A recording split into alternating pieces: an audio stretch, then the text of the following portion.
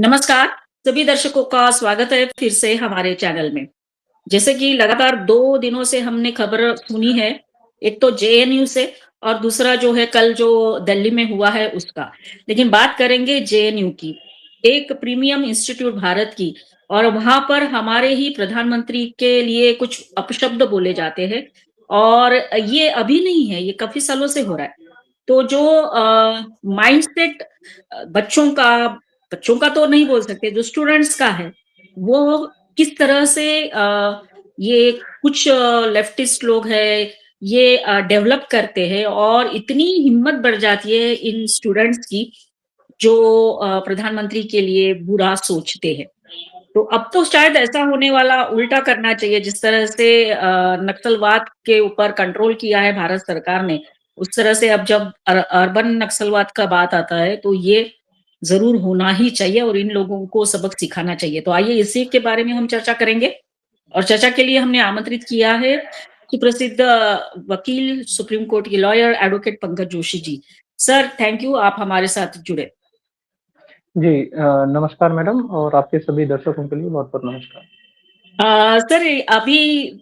जब हम रिकॉर्ड कर रहे हैं तो शायद जिन स्टूडेंट्स ने प्रधानमंत्री जी और गृह मंत्री जी के खिलाफ नारे लगाए, उनके खिलाफ शायद एक्शन लेने का सोच रहे हैं। जी देखिए ये जो जिस तरह से जो उमर खालिद का जो डिसीजन जिस तरह से माननीय सर्वोच्च न्यायालय ने देश की सर्वोच्च अदालत ने जिस तरह से डिसीजन दिया कि एक ऐसा व्यक्ति, एक ऐसा इंसान जो कि भारत सरकार के और भारत देश के खिलाफ जिस तरह से लड़ रहा है और भारत देश के टुकड़े करने के लिए जिस तरह से उसने अपनी विचारधारा को फैलाया है, तो इतना बड़ा कंट्रोवर्शियल स्टेटमेंट देने के बाद और जिस तरह से दिल्ली पुलिस ने और जो एक सांप्रदायिक हिंसा भड़की और जिसके कारण उनकी गिरफ्तारी हुई और अभी भी वो जेल में हैं। तो ऐसे माननीय सर्वोच्च अदालत ने जब उनकी जमानत खारिज की तो उसके बाद ये जेएनयू में इनके समर्थन में जिस तरह से जो है वो नारेबाजी की गई। तो पहली बात तो आप माननीय सर्वोच्च न्यायालय के निर्णय को नहीं मानते हैं, ये एक बड़ी ही मतलब ऐसी स्थिति है कि आप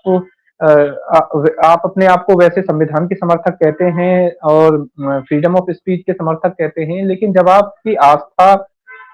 और आपका विश्वास जब भारत देश के अंदर ही नहीं है, भारत के संविधान के प्रति नहीं है, भारत के गवर्नमेंट के प्रति नहीं है, तो फिर ये सारी चीजें बेमानी हैं। और जो एक स्टूडेंट के लिए एक लिबर्टी दी जाती है एक एजुकेशन के लिए कि जिस तरह से वो एक स्वस्थ माहौल में पढ़ाई कर सके, अपने विचार रख सके, तो उसका इन लोगों ने जिस तरह से एक दुरुपयोग किया है और उन अधिकारों का जिस तरह से जो सामान्य विद्यार्थी हैं उनका उनके अधिकारों का हनन जिस तरह से इन्होंने एक राजनीतिक रंग देकर और उसमें माननीय गृह मंत्री जी और माननीय प्रधानमंत्री जी के लिए जिस तरह से जो नारेबाजी की गई कि आप लोगों की कब्र खुदेंगी और जो एक इतने विशाल मतलब जो एक घृणित और विवादास्पद जिस तरह की नारेबाजी हुई है, तो उसके कारण इसमें ये इनकी जो वायरल भी हो रहे हैं और उसके कारण जो है अब जो यूनिवर्सिटी और वहाँ के जो प्रशासन ने है वो अपना एक्शन लेना शुरू किया है। तो ये मुख्य मुद्दा है और जो एक बार-बार जो कहा जाता है कि एक अर्बन नक्सली या जो लेफ्टिस्ट ये तो वो यही सोच है कि आप किसी से नहीं लड़ रहे हैं, आप केवल जो देश के सिस्टम से लड़ रहे हैं, देश से लड़ रहे हैं और जो विदेशों से मिलने वाला जो फंड है, जो आता है इनको और कि किस तरह से इस देश में अराजकता का माहौल हो, तो उसके कारण ये व्यवस्था को खराब करने में जिस तरह से लगे हुए हैं, तो ये बड़ी अच्छी बात है कि कम से कम पहली बार यूनिवर्सिटी के प्रशासन ने इस तरह से एक कठोर डिसीजन लेने की सोची क्योंकि देश से ऊपर और राष्ट्र से ऊपर कोई कोई भी ना नेता हो सकता है, ना कोई कार्यकर्ता हो सकता है और विद्यार्थी अगर इस समय भी इस तरह से गलत रास्ते पे जा रहा है, तो उसे रोकना निश्चित ही यूनिवर्सिटी के प्रशासन और एचओडी और सभी अध्यापकों की, प्रोफेसरों की ये उनकी जिम्मेदारी बनती है, तो उन्होंने ये अच्छा डिसीजन लिया है। यस सर और जैसे आपने बताया शायद ये पहली बार ऐसा हुआ है कि कॉलेज के प्रशासन ने कुछ एक्शन लेने का सोचा। इसके पहले भी हमने देखा था कि इस तरह के नारेबाजी होती थी, कुछ स्टूडेंट सामने आकर और जो प्रशासन अब लेफ्टिस्ट लोगों का ही होता होगा, उन्होंने कुछ अभी तक कार्रवाई नहीं की। लेकिन इस बार ऐसा हुआ है। शायद पुलिस का भी कुछ एक्शन होने जा रहा है, जैसे कि आपने बताया एफआईआर दर्ज हुई है। तो सर ये इन लोगों को सबक सिखाना बहुत ज़रूरी हो गया है। जी, देखिए जब देखिए यूनिवर्सिटी ने इस समय ऑर्डर कर दिया है इंटरनल इंक्वायरी के लिए कि इसमें कौन-कौन लोग हैं, क्या किस तरह से शामिल हुए हैं। और भारतीय जनता पार्टी के भी वरिष्ठ जो भी नेता हैं, केंद्रीय मंत्री हों, चाहे दिल्ली सरकार के मंत्री हों, उन सभी ने जिस तरह से इस इस घटना के ऊपर एक कड़ा जो है वो प्रतिक्रिया दी और जिस तरह से अपना गुस्सा प्रकट किया, तो ये निश्चित ही क्योंकि ये जो नक्सल माइंडसेट है, जिसको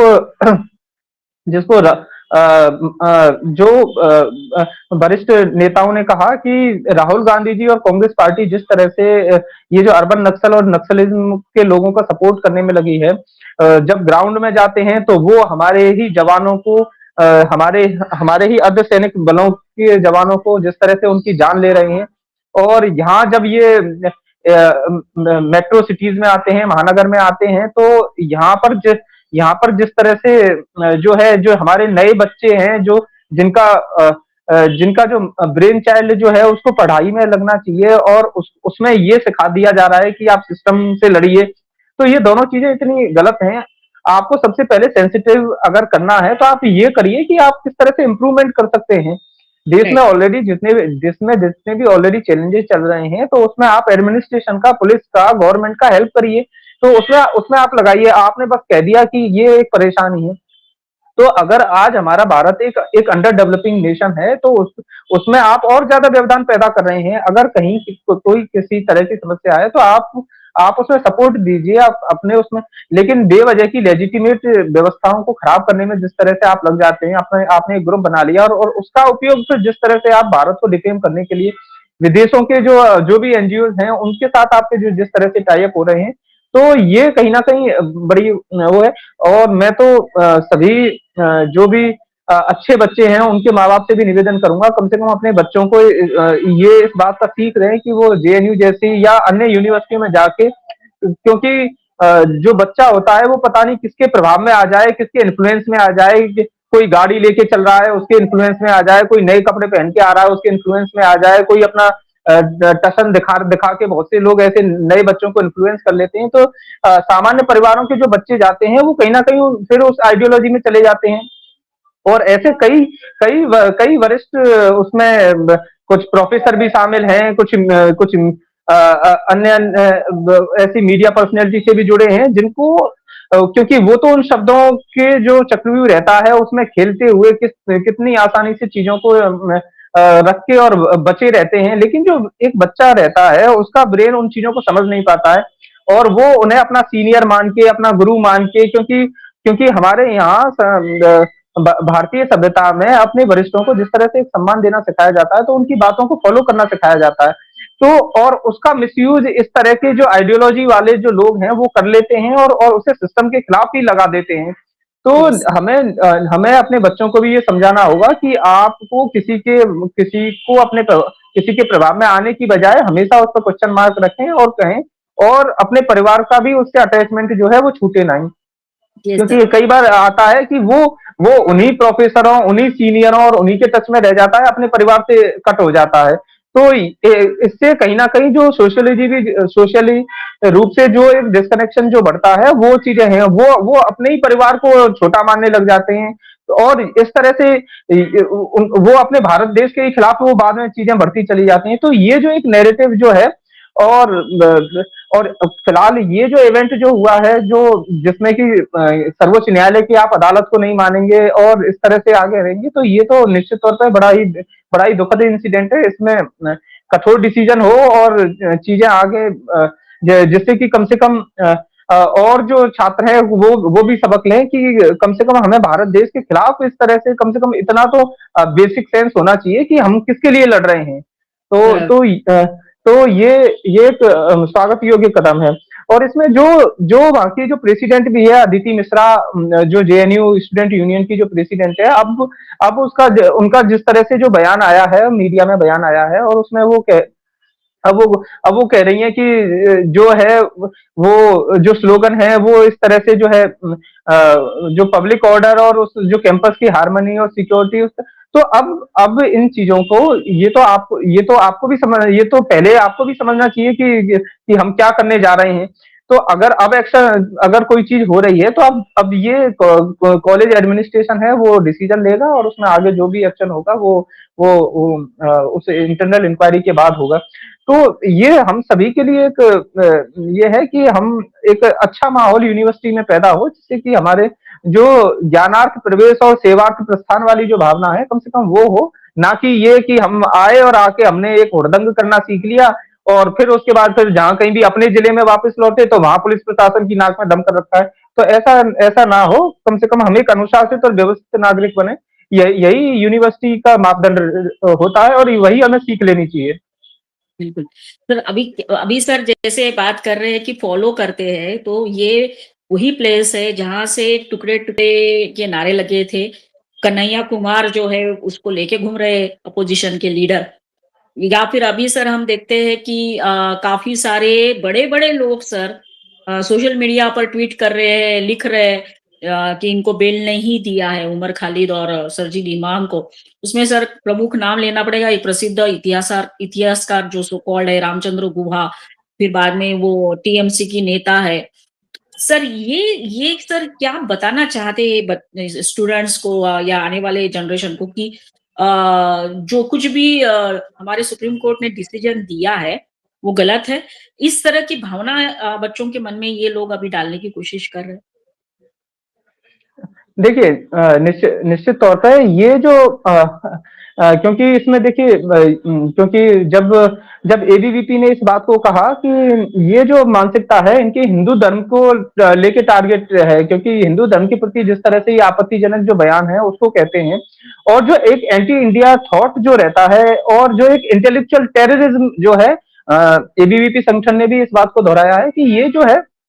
इस तरह से है क्योंकि ये लगातार जो नारेबाजी रहती है, जो एक विवादित नारेबाजी रहती है उसमें किसी का समर्थन नहीं है। जेएनयू स्टूडेंट यूनियन की जो प्रेसिडेंट है वो इस बात को कह सकती है कि जो नारे लगाए गए वो वैचारिक थे, किसी पे व्यक्तिगत हमला नहीं है। लेकिन आप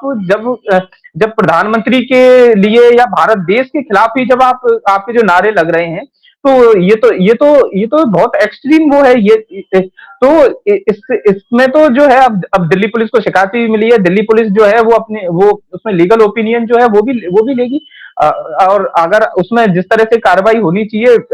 हमारा तो यही मानना है कि इन सब चीजों से जो है वो एक बड़ा जो नैरेटिव जाता है वो ये जाता है कि इतनी इतनी बड़ी यूनिवर्सिटी के अंदर जो है वो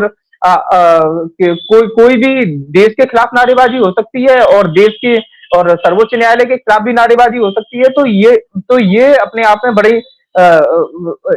ये है और इसके लिए जो जेएनयू जो प्रशासन है उसको निश्चित तौर पे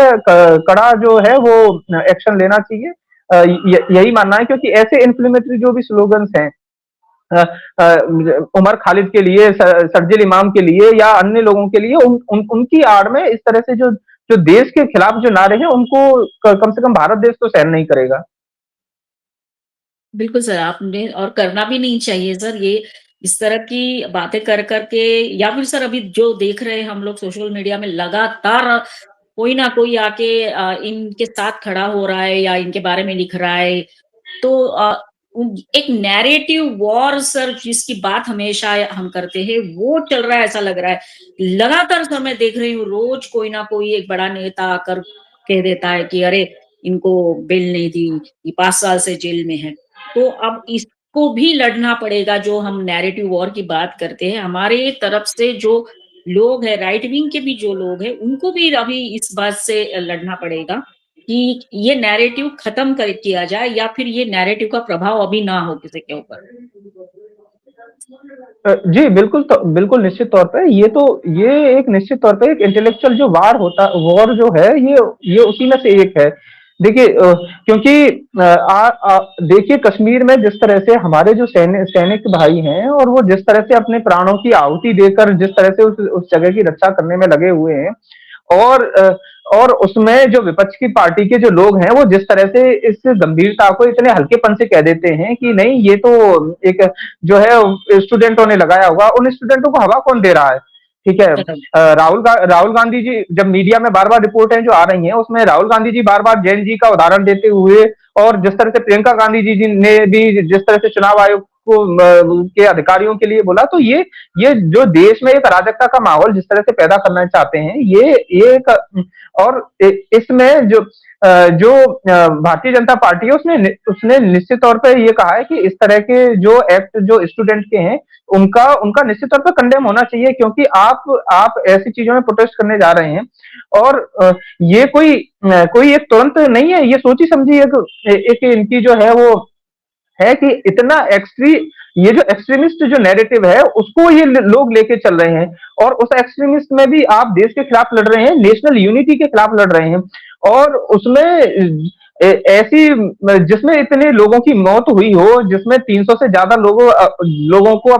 मतलब अपने उस हिंसा से पीड़ित जो लोग रहे हों और उसमें उमर खालिद सरजील के लिए आप जमानत माननीय सर्वोच्च न्यायालय तक जब वो उनकी इस आधार पर जमानत खारिज कर रहा है कि ये प्रथम दृष्टया सीधा आरोप इनके ऊपर बन रहा है और उन्होंने हिंसा भड़काने में उनका आरोप रहा है, तो ये जो इन्फ्लेमेटरी स्लोगन्स हैं, तो अब मानिए अब ये जेएनयू प्रशासन जिस तरह से क्योंकि उन्होंने दिल्ली पुलिस को एफआईआर के लिए भी उसमें कहा है कि इसमें जो जवाहरलाल नेहरू यूनिवर्सिटी के जो स्टूडेंट यूनियन के लोग हैं, कौन-कौन लोग हैं, उनकी उनकी जांच होगी और पुलिस अपनी इंक्वायरी करेगी, वो इंटरनल इंक्वायरी भी होगी, पुलिस की भी इंक्वायरी होगी और क्योंकि जो जेएनयू का जो कोड ऑफ कंडक्ट है, उसका वायोलेशन इसमें निश्चित तौर पे है। तो हमारे देश की जो भी यूनिवर्सिटी है, वो छात्रों के पढ़ने के लिए है, उनके भविष्य बनाने के लिए हैं, उनके जो गुण हैं उनको विकसित करने के लिए हैं, उन्हें दंगाई या इस तरह से एक हिंसक कम से कम ऐसा इंसान बनाने के लिए तो कम से कम इन यूनिवर्सिटियों को खोला नहीं गया है और उसमें जिस तरह की इतनी जो छूट मिलती है फीस में, पढ़ाई में, हॉस्टल में, तो वो इस बात के लिए नहीं है कि उसमें कुछ लोगों को एडमिशन ये मिल जाए और वहां पर वैचारिक एक उसको अपनी एक वैचारिक युद्ध लड़ने के लिए उस यूनिवर्सिटी को पूरा अखाड़ा बना दें और उससे पूरे देश का माहौल और जो है उससे और खराब करें। Yes sir. सर हम अंत में तो यही कहेंगे कि हमारे प्रधानमंत्री को चुना गया है, लोगों ने चुना है और सुप्रीम कोर्ट ने डिसीजन दिया है, उसमें मोदी जी का कोई लेना देना नहीं है। इसके बावजूद इस तरह के नारे लगाना और ये कहना कि इनकी कब्र खुदेगी, तो सर ये बहुत बड़ा चिंता का विषय है और हम सभी को जो देश के लिए सोच रहे या जो राष्ट्रवाद की बात करते हैं, उनको ये जो नैरेटिव क्रिएट कर रहे फिर से पूरे सोशल मीडिया पे, उनको रोकने के लिए एक लंबी लड़ाई लड़नी पड़ेगी। Sir thank you very much sir, आज आप हमारे साथ जुड़े और इसके ऊपर आपने चर्चा की और सभी दर्शकों को हम जाते-जाते इतना कहेंगे कि आज का ये वीडियो ज़रूर देखिए, लाइक करिए, कमेंट करिए, शेयर करिए और हमारे चैनल को सब्सक्राइब करते रहिए। अगले वीडियो में फिर मिलेंगे सर के साथ नए टॉपिक के साथ, तब तक के लिए धन्यवाद। जय हिंद, वंदे मातरम। जी, आपने मुझे समय दिया इसके लिए भी आपका बहुत-बहुत धन्यवाद। जय हिंद, वंदे मातरम।